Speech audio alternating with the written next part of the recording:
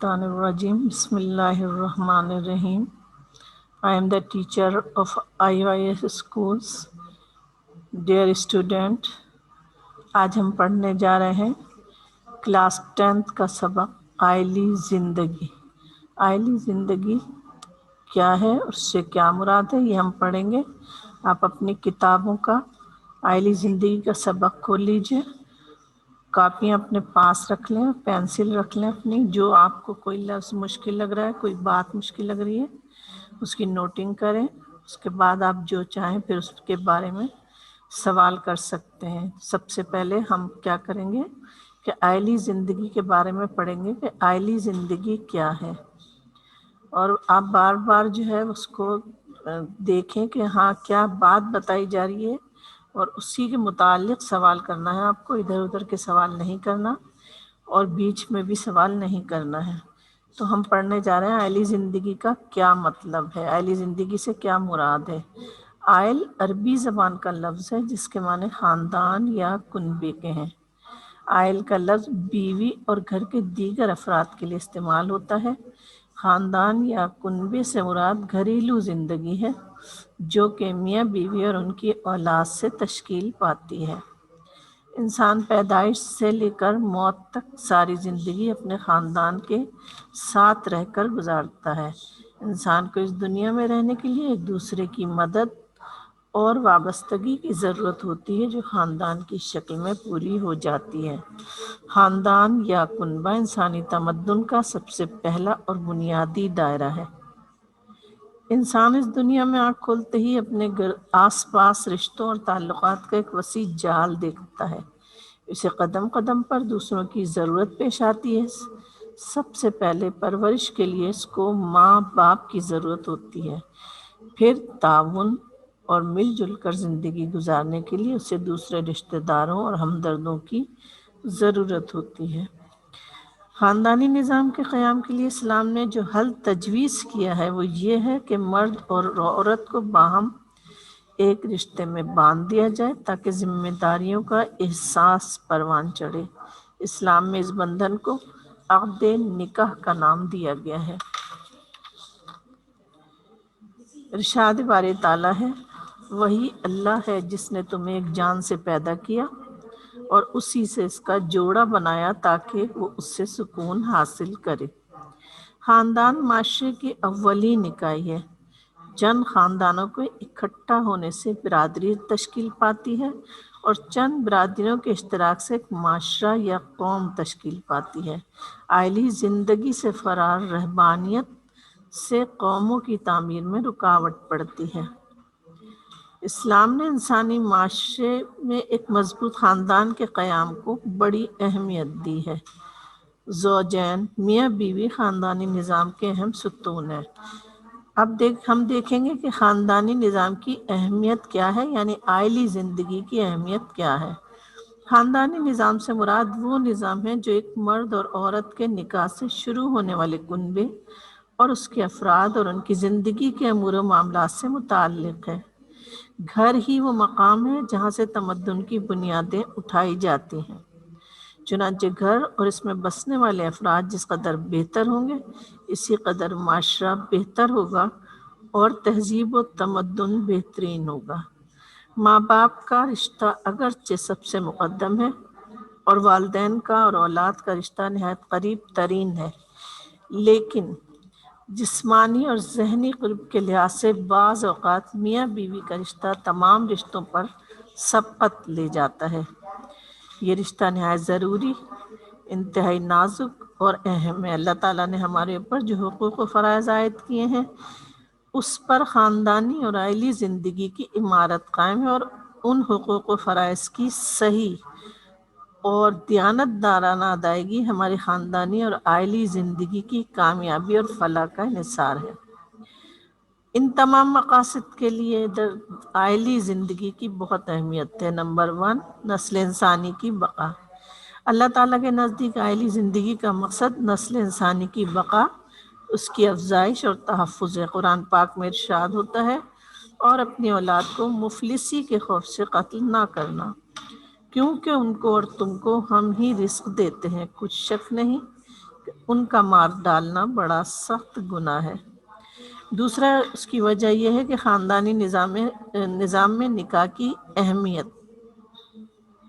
نکاح خاندانی نظام کا ستون ہے۔ اس سے نہ صرف خاندانی نظام کی بنیاد پڑتی ہے بلکہ معاشرہ کئی قسم کی برائیوں سے بچ جاتا ہے۔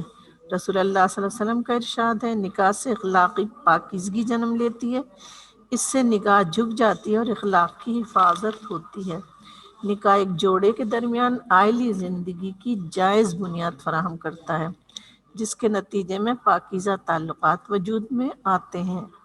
قرآن نے رشتہ ازدواج کو احسان کا نام دیا ہے، جس کا مطلب ہے قلعہ بند ہو کر محفوظ ہو جانا۔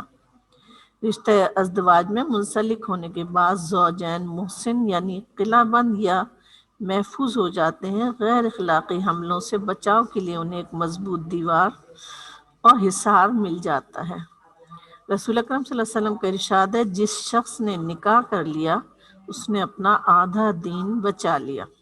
ایک اور جگہ آپ صلی اللہ علیہ وسلم ارشاد فرماتے ہیں، جب کوئی مسلمان نکاح کرتا ہے تو شیطان چیخ اٹھتا ہے اور کہتا ہے کہ اس کا برا ہو، اس نے مجھ سے 2/3 دین چھین لیا۔ ایک اور اس کا مقصد ہے محبت و رحمت۔ اللہ تعالیٰ نے شوہر اور بیوی کے تعلق کو محبت اور رحمت کا تعلق قرار دیا ہے۔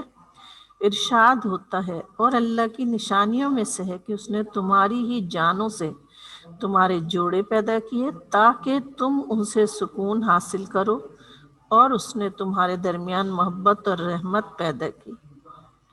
اس کے علاوہ ایک دوسرا پوائنٹ احساس ذمہ داری اور ادائیگی فرض ہے۔ شوہر اور بیوی روحانی تعلق کی بنا پر شاہراہ حیات میں ایک دوسرے کے ہم سفر ہوتے ہیں اور ایک مقدس معاہدے کے تحت ایک دوسرے کے مونس و غمخوار ہوتے ہیں۔ اسی لیے اللہ تعالیٰ نے ایک دوسرے پر منصفانہ حقوق مقرر کیے ہیں۔ قرآن پاک میں ارشاد ہوتا ہے، اور اسی طرح ان عورتوں کے حقوق ہیں جس طرح ان کے فرائض رواج کے مطابق۔ رسول اکرم صلی اللہ علیہ وسلم کا ارشاد ہے، تم میں سے ہر شخص ذمہ دار ہے اور ذمہ داری کے لیے جواب دہ ہے۔ عورت اپنے شوہر، گھر اور بچوں کی ذمہ دار ہے اور اپنی اس ذمہ داری کے لیے اسے جواب دینا پڑے گا۔ پھر خاندانی نظام اور اخلاق۔ عائلی زندگی کا دوسرا مقصد انسانی اخلاق کی پاکیزگی ہے۔ جس گھر میں میاں بیوی دیندار اور خوش اخلاق زندگی گزارتے ہیں وہ گھر اسلام کا گہوارہ بن جاتا ہے۔ ایسے ماحول میں بچے بھی اچھی پرورش پاتے ہیں۔ تربیت اولاد۔ اس کا ایک مقصد تربیت اولاد ہے۔ بچہ اپنے خاندان، والدین اور دوسرے لوگوں سے مادری زبان اور تہذیب، اخلاق اور مذہب سیکھتا ہے، اور جو باتیں اور عادتیں سے خاندان سے ورثے میں ملتی ہیں اس کی شخصیت اور آئندہ زندگی پر اثر انداز ہوتی ہیں۔ اگر خاندان میں شوہر اور بیوی خوش اخلاق اور راز باز ہوں گے تو ان کی اولاد بھی انہی صفات کی حامل بن جاتی ہے۔ اگر وہ بد اخلاق ہوں گے تو ان کی اولاد بھی بد اخلاق ہوگی۔ قرآن پاک میں ارشاد ہے، اپنے آپ کو اور اپنی اولاد کو دوزخ کی آگ سے بچاؤ۔ خاندانی نظام میں والدین کا مقام۔ اللہ تعالیٰ نے والدین کی عزت و احترام، ان کی خدمت و اطاعت اور ان کے سامنے ادب سے جھکے رہنے کا حکم دیا ہے۔ رسول اللہ صلی اللہ علیہ وسلم کا ارشاد ہے، جنت ماں کے قدموں تلے ہے۔ ایک اور حدیث مبارکہ ہے، ماں باپ کی رضا میں اللہ کی رضا اور ماں باپ کی ناراضگی میں اللہ کی ناراضگی ہے۔ اب ہم آئیں گے زوجین۔ زوجین کسے کہتے ہیں اور ان کے حقوق و فرائض کیا ہیں؟ عربی زبان میں زوج جوڑے کو کہتے ہیں اور اس کا اطلاق میاں اور بیوی دونوں پر ہوتا ہے۔ اللہ تعالیٰ کا ارشاد ہے، اور ہم نے ہر چیز کو جوڑا جوڑا پیدا کیا۔ شریعت محمدی صلی اللہ علیہ وآلہ وسلم میں رشتہ ازدواج کو بہترین طریقے سے آراستہ کرنے کے لیے میاں بیوی کے حقوق متعین کیے گئے ہیں۔ میاں اور بیوی کو ایک دوسرے کا لباس قرار دیا ہے، یعنی دونوں ایک دوسرے کی زینت اور حیا ہیں۔ میاں بیوی کا رشتہ دوسرے تمام رشتوں کی بنیاد ہے، کیونکہ انسانی سفر کا آغاز اسی رشتے سے ہوتا ہے۔ اسی لیے اللہ تعالیٰ نے ایک دوسرے پر منصفانہ حقوق مقرر کیے ہیں۔ ارشاد ہوتا ہے، اور اسی طرح ان عورتوں کے حقوق ہیں جس طرح ان کے فرائض ہیں رواج کے مطابق. یعنی شوہر کے فرائض دراصل بیوی کے حقوق ہیں اور بیوی کے فرائض شوہر کے حقوق ہیں. اب ہم دیکھتے ہیں کہ بیوی کے حقوق کیا ہیں. بیوی کے حقوق اور شوہر کے فرائض. سب سے پہلا حق مہر ہے. مہر مرد کی معاشرتی حیثیت، جسمانی ساخت اور صلاحیتوں کو دیکھتے ہوئے شوہر پر یہ ذمہ داری ہے کہ وہ بیوی کا حق مہر ادا کرے. قرآن پاک میں ارشاد ہوتا ہے پیغمبر صلی اللہ علیہ وآلہ وسلم، ہم نے تمہارے لیے تمہاری بیویاں جن کو تم نے ان کے مہر دے دیے ہیں حلال کر دی ہیں. ایک اور جگہ ارشاد ہوتا ہے اور عورتوں کو ان کے مہر خوشی سے دے دیا کرو، اگر وہ خوشی سے کچھ تم کو چھوڑ دیں تو اسے ذوق و شوق سے کھا لو. دوسرا حق جو بیوی کا ہے وہ ہے نان نفقہ. نان نفقہ کا مطلب کیا ہے؟ کفالت جو ہے، یعنی کہ اس کا خرچ اٹھانا. اسلامی تعلیمات کے مطابق خاندان کی کفالت مرد کی ذمہ داری ہے. اسے چاہیے کہ اپنی مالی حالت کے مطابق بچوں کے لیے اخراجات، لباس اور مکان کا بندوبست کرے. قرآن پاک میں ارشاد ہوتا ہے معاشی اعتبار سے خوشحال آدمی اپنی حیثیت کے مطابق اور غریب آدمی اپنی استطاعت کے مطابق معروف طریقے سے نفقہ ادا کرے. اس کے علاوہ ان کا حق بیوی کا یہ ہے حسن سلوک. حسن سلوک مطلب اچھی طریقے سے پیش آنا. بیوی کا حق یہ بھی ہے کہ شوہر اس سے حسن و سلوک کرے، اس پر ظلم و زیادتی نہ کرے، اس معاملے میں اللہ سے ڈرے اور وراثت کے حقوق شریعت کے مطابق ادا کرے. قرآن پاک میں ایک اور جگہ ارشاد ہے اور ان کے ساتھ اچھی طرح سے رہو، بس اگر وہ تم کو ناپسند ہوں تو عجب نہیں کہ تم کسی چیز کو ناپسند کرو اور اللہ اس میں بہت سی بھلائی پیدا کر دے. مرد کا فرض یہ بھی ہے کہ وہ اپنی بیوی سے محبت و شفقت کا برتاؤ کرے. رسول اکرم صلی اللہ علیہ وسلم کا ارشاد ہے تم میں سے بہتر شخص وہ ہے جو اپنے گھر والوں کے لیے بہتر ہو اور میں اپنے گھر والوں کے لیے سب سے بہتر ہوں. اس کے بعد ایک حق عدل و انصاف ہے بیوی کا. اللہ تعالیٰ نے مرد کو عورت کے ساتھ عدل و انصاف کی تاکید فرمائی ہے اور ان کے حقوق ادا کرنے پر زور دیا ہے. اسلام نے مخصوص حالات میں مرد کو 4 شادیوں کی اجازت دی ہے، لیکن اس کے ساتھ اس کے لیے شرط یہ رکھی ہے کہ وہ سب بیویوں کے ساتھ عدل و انصاف کرے. قرآن پاک میں ارشاد ہوتا ہے اگر تمہیں خدشہ ہو کہ ایک سے زیادہ بیویوں کے ساتھ انصاف نہ کر سکو گے تو پھر ایک پر ہی اکتفا کرو. اب ہم دیکھتے ہیں کہ اس کے بعد شوہر کے حقوق. شوہر کے حقوق کیا ہیں؟ جو شوہر کے حقوق ہوتے ہیں وہ بیوی کا فرض ہوتا ہے، فرائض ہوتے ہیں. تو یہاں پر شوہر کے حقوق میں سب سے پہلے مال و عزت کی حفاظت ہے.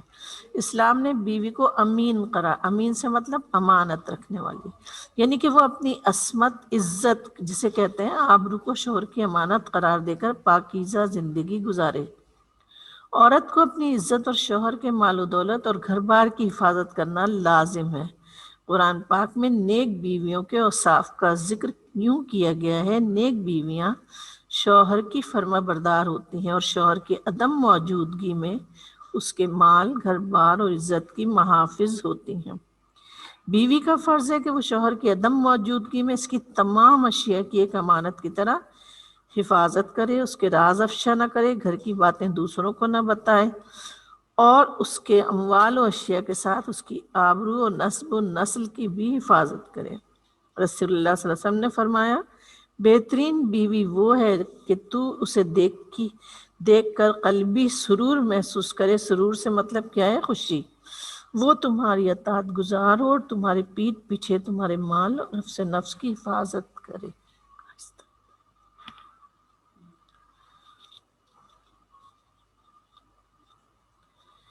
اطاعت شعاری. شوہر کا یہ حق بھی ہے جو بیوی کا فرض ہے کہ بیوی اس کی اطاعت شعاری کرے، یعنی شریعت کی حدود میں رہتے ہوئے شوہر جو حکم دے بیوی کو اس کی اطاعت کرنی چاہیے. لیکن اگر شوہر خدا نخواستہ بدکاری، شراب نوشی اور بے حیائی کا حکم دے یا فرض نمازوں روزوں سے منع کرے تو بیوی کو اس کے حکم کی تعمیل نہیں کرنی چاہیے. رسول اکرم صلی اللہ علیہ وسلم نے فرمایا اللہ کی نافرمانی میں مخلوق کی اطاعت نہیں. عورت مرد کی اجازت کے بغیر اس کے گھر کی کوئی چیز صدقے کے طور پر بھی خرچ نہیں کر سکتی۔ رسول اللہ صلی اللہ علیہ وسلم نے سے پوچھا گیا کون سی عورت افضل ہے، تو آپ صلی اللہ علیہ وسلم نے فرمایا جو مرد کے حکم کی تعمیل کرے، اس کی ایسی بات میں مخالفت نہ کرے جو خاوند پر گراں گزرے۔ اس کے بعد شوہر کی خوشنودی۔ شوہر کا حق کیا ہے کہ عورت پر یہ فرض ہے کہ اپنے شوہر کو راضی اور خوش رکھے، اسے ناراض نہ ہونے دے، اس کی خوشنودی کے لیے مناسب بناؤ سنگار کرے۔ آپ صلی اللہ علیہ وسلم کا ارشاد ہے 3 آدمیوں کی نہ نماز قبول ہوتی ہے نہ قربانی، ان میں سے ایک وہ عورت ہے جس کا شوہر اس سے ناخوش ہو۔ اس کے علاوہ بیوی کا فرض ہے، عورت کا یہ فرض ہے کہ شکر گزاری۔ عورت پر یہ فرض عائد کیا گیا ہے کہ وہ مرد کی شکر گزار رہے۔ مرد اگر کسی مجبوری کی وجہ سے اس کے ایک مطالبے کو پورا نہ کر سکے تو اس کی تمام خدمت اور احسانات پر پانی نہ پھیرتے۔ ایک مرتبہ رسول اللہ صلی اللہ علیہ وسلم نے خطبہ عید میں عورتوں کی طرف مخاطب ہو کر فرمایا اے عورتوں کی جماعت، صدقہ کیا کرو کیونکہ میں نے تمہیں دوزخ میں مردوں کی نسبت زیادہ دیکھا ہے۔ ایک عورت نے سوال کیا ایسا کیوں؟ تو آپ صلی اللہ علیہ وسلم نے جواب دیا تم لعنت زیادہ کرتی ہو اور شوہر کی ناشکری کرتی ہو۔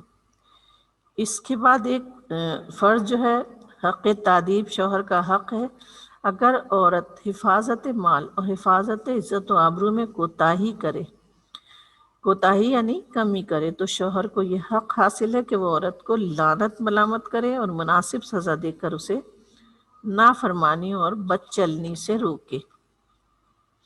اب ہم نے یہ زوجین کے حقوق و فرائض پڑھے، اب ہم دیکھیں گے اولاد کے حقوق و فرائض کیا ہیں۔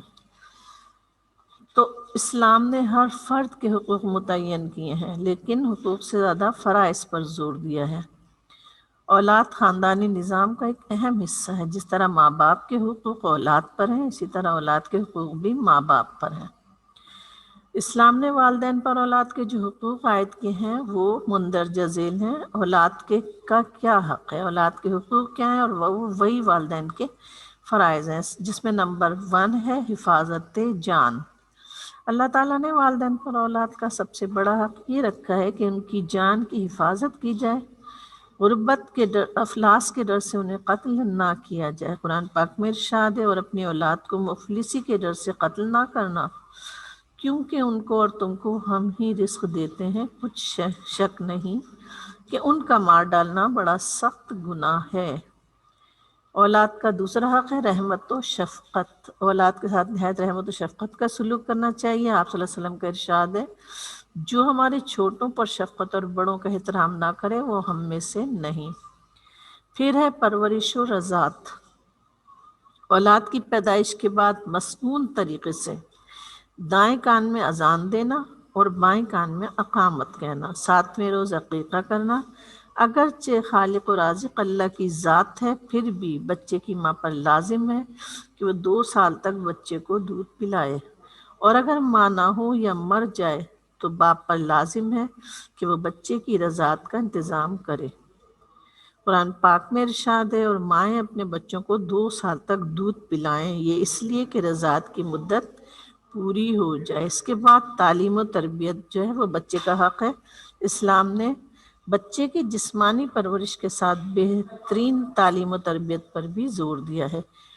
اخلاقی تعلیم، دینی تعلیم اور دنیاوی تعلیم کا انتظام کرنا والدین کا فرض ہے۔ آپ کا ارشاد ہے جب بچہ 7 سال کا ہو جائے تو اسے نماز کی تلقین کرو، اگر وہ 10 سال کا ہو کر بھی نماز کی پابندی نہ کرے تو مار کر پڑھاؤ اور اس عمر میں ان کے بستر الگ کر دو۔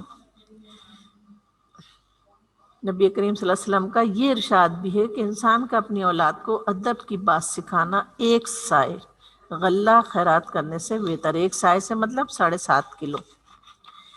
اس کے بعد ان کا حق ہے نکاح۔ جب اولاد کی جسمانی اور روحانی تربیت ہو جائے اور وہ عقل و شعور اور تعلیم و تربیت کے مراحل مکمل کر لیں تو والدین کا فرض ہے کہ وہ اپنی اولاد کے لیے مناسب رشتہ تلاش کر کے ان کے نکاح کا اہتمام کریں۔ ارشاد نبوی صلی اللہ علیہ وآلہ وسلم ہے 3 چیزوں میں دیر نہیں ہونی چاہیے: نماز جب کہ اس کا وقت ہو جائے، جنازہ جب کہ وہ موجود ہو، اور لڑکی کی شادی جب اس کا مناسب رشتہ مل جائے۔ اب ہم کیا دیکھیں گے کہ اولاد کے حقوق ہم نے دیکھے، اب ہم دیکھیں گے اولاد کے کچھ فرائض ہیں، وہ اولاد کے فرائض کیا ہیں۔ اس میں سب سے پہلے والدین کی اطاعت ہے اور احترام ہے والدین کا۔ اسلام میں والدین کو بہت بڑا مرتبہ حاصل ہے۔ قرآن پاک میں بیشتر مقامات پر حقوق اللہ کے بعد حقوق والدین کا ذکر کیا گیا ہے۔ ارشاد باری تعالیٰ ہے، اور تیرے رب نے فیصلہ کر دیا کہ اس کے سوا کسی کی عبادت نہ کرو اور والدین کے ساتھ نیک سلوک کرو۔ رسول اکرم صلی اللہ علیہ وسلم کا ارشاد ہے، وہ دونوں تیرے لیے جنت اور جہنم ہے، یعنی والدین کی خدمت و اطاعت انسانوں کو جنتی بنا دیتی ہے، اور ان کی نافرمانی سے انسان جہنمی بن جاتا ہے۔ اولاد کے فرائض میں شامل ہے کہ والدین کی اطاعت کریں، البتہ خلاف شرع بات میں والدین کی اطاعت سے منع فرمایا گیا ہے۔ قرآن پاک میں ارشاد ہوتا ہے، اگر وہ تجھے اس بات پر مجبور کریں کہ میرے ساتھ اسے شریک ٹھہراؤ جس کا تجھے علم نہیں، تو ان کا کہا نہ مانو۔ اولاد کے فرائض میں یہ بھی شامل ہے کہ والدین سے محبت، رحمت اور نرمی کا رویہ اختیار کیا جائے، ان کی رائے کو اپنی رائے پر مقدم رکھیں۔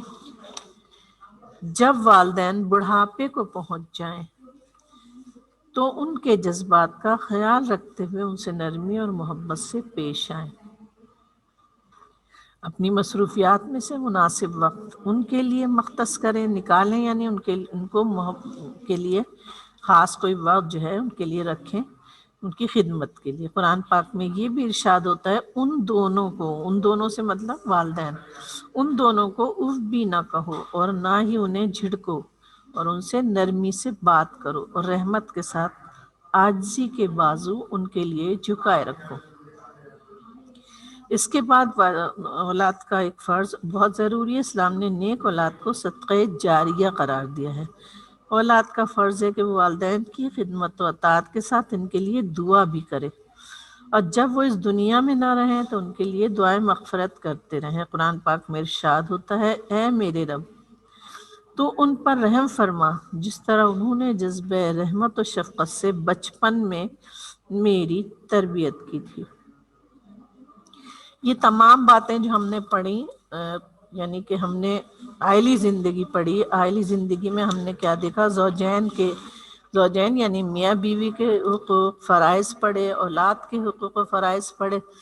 تو اس میں اب جو ہے، اب سوال جب اگر آپ سے پوچھا جائے عائلی زندگی سے کیا مراد ہے، تو عائلی زندگی سے بہت اچھی طرح آپ کو سمجھایا گیا۔ عائلی زندگی سے مراد یعنی جو بتایا کہ خاندان یا کنبہ، اور اس کے بعد اس کی تفصیل بتائی گئی، اور پھر اس کی اہمیت کیا ہے، کیونکہ خاندان یا کنبہ اسی سے معاشرہ بھی بنتا ہے، اور جو یہ نکاح سے وجود میں آتا ہے، تو آپ کو نکاح کی اہمیت بھی بتائی گئی۔ تو پہلا سوال آپ جو کریں گے، عائلی زندگی سے کیا مراد ہے اور خاندانی نظام کی اہمیت کیا ہے، اس کو تفصیل سے بیان کرنا ہے۔ پھر خاندانی نظام میں نکاح کی کیا اہمیت ہے، نکاح کس لیے اللہ تعالیٰ نے حکم رکھا ہے، کس لیے کیا جاتا ہے نکاح، اس کے علاوہ پھر زوجین کے حقوق و فرائض، یعنی زوجین سے مطلب کہ میاں بیوی جو ہیں وہ ان کو ایک دوسرے کے کس طرح خیال رکھنا چاہیے، ان کا کس طرح حقوق جو ہیں انہیں حاصل ہیں، اور کس طرح ان کو فرائض ادا کرنا ہے۔ یعنی بیوی کے جو حق ہے وہ شوہر کا فرض ہے، کہ یعنی بیوی کو جو چیزیں چاہیے وہ شوہر جو ہے وہ اپنے فرض ادا کر کے اس کی پوری کرے، اور شوہر کے جو حقوق ہیں اسے بیوی جو ہے وہ اچھی طرح اس کے فرائض ادا کرے۔ تو اس طرح شوہر دونوں کی یعنی کہ ساتھ اسلام نے انصاف کا سے کام لیا ہے، اور اس بارے میں اللہ تعالیٰ کے بے شمار یعنی ہم آیات دیکھتے ہیں، نبی کریم صلی اللہ علیہ وسلم کے احکامات دیکھتے ہیں۔ اس کے بعد ہم دیکھیں گے اولاد کے حقوق فرائض کیا ہیں۔ تو اولاد کے حقوق فرائض میں بھی ہم پوائنٹس میں لکھنا چاہیے آپ کو کہ حفاظت اولاد کے جو حق ہے وہ کیا ہے، والدین کے فرض۔ تو والدین یعنی کس طرح اپنے بچوں کی پرورش کریں گے، اور ان کو کیا حقوق حاصل ہیں اولاد کو۔ اس کے بعد پھر ہم دیکھتے ہیں صرف وہ حقوق حاصل نہیں ہے، بلکہ اولاد کے فرائض کیا ہیں، یعنی وہ اپنے ماں باپ کے ساتھ کس طرح پیش آئیں گے۔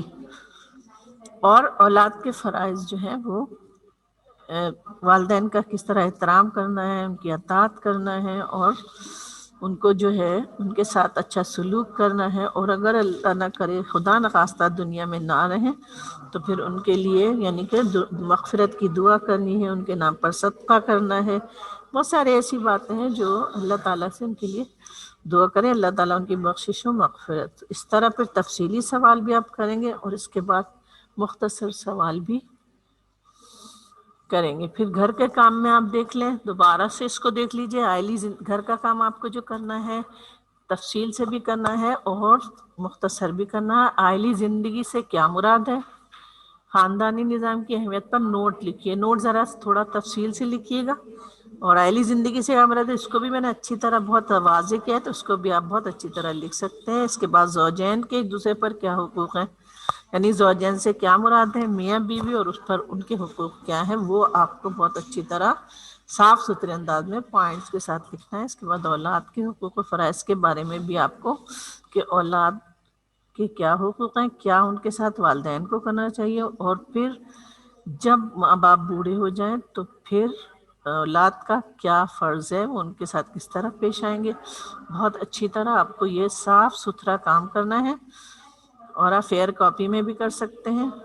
بہت اچھے یعنی کہ جو آپ کو سمجھ میں آ گیا، جو آپ کو سمجھ نہیں آیا پھر وہ آپ اس کے بارے میں سوال کر سکتے ہیں. اب ہمارا سبق کا وقت ختم ہو رہا ہے، اور امید ہے آپ کو بہت اچھی بات سمجھ آ گئی ہوگی.